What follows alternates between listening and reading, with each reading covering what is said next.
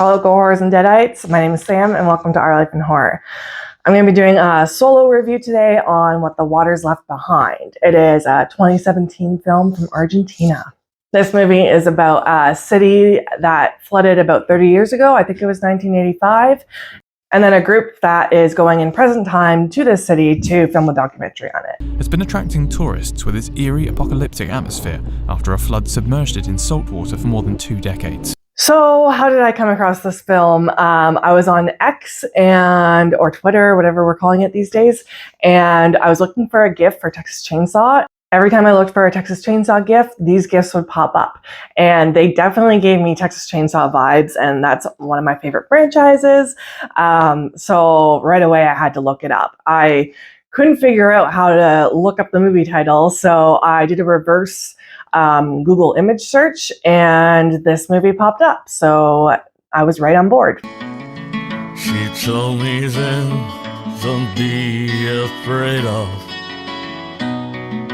I did do a little bit of review hunting. I don't always do this, but I do kind of want to know what I'm getting into. And a lot of the internet was saying that it was similar to Texas Chainsaw meets Saw, and right there I was hooked and invested.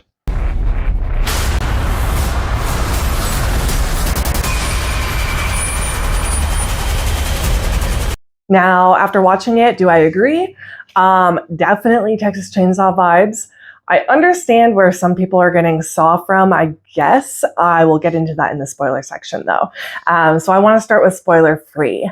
Now, as for watching this movie, I had a very hard time finding it. I actually had to watch on an app called MovieBox Pro.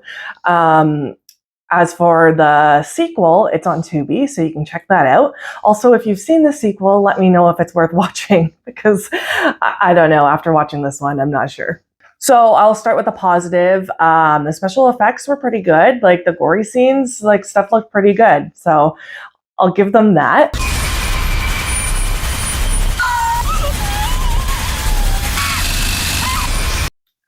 In the first half of this movie, not a whole lot is happening, and there's not very good character development. I really didn't care for any of these characters, so that is a big downfall. And then by the time things start picking up, it's probably around the 50-minute mark, and it wasn't really worth the payoff for me.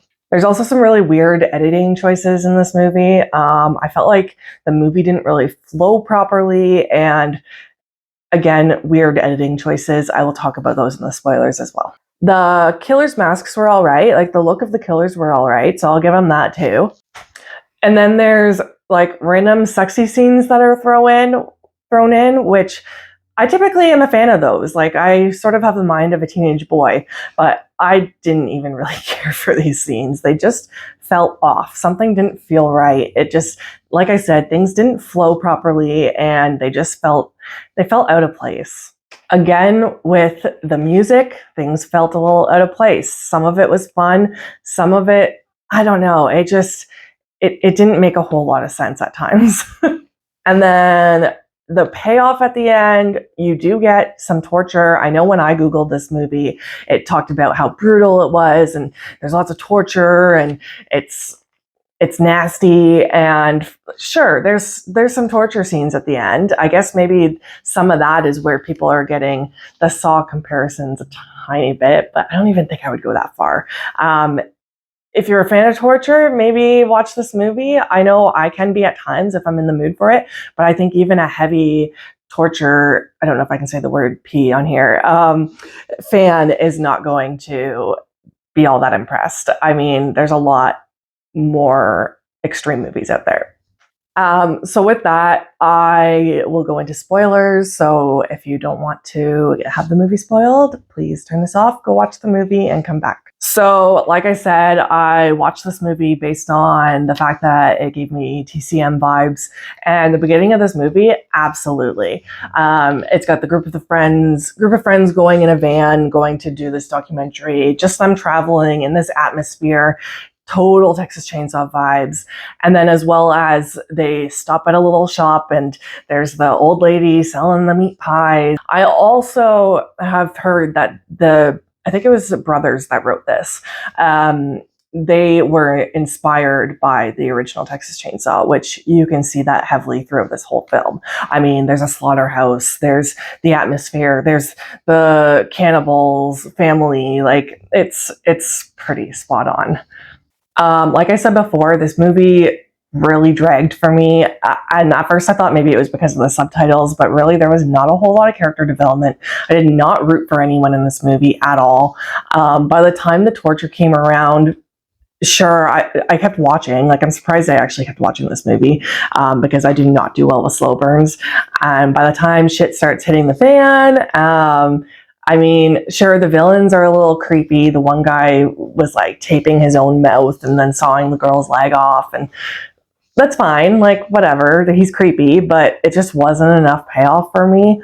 The one guy gets pissed on, like, he wakes up in a cage, and the other girl wakes up in this contraption, which I guess, I don't know, was kind of cool. But then there is a SA scene that, it was gross, like, it was really gross, but I don't know, this movie just missed the mark for me. It really, really did.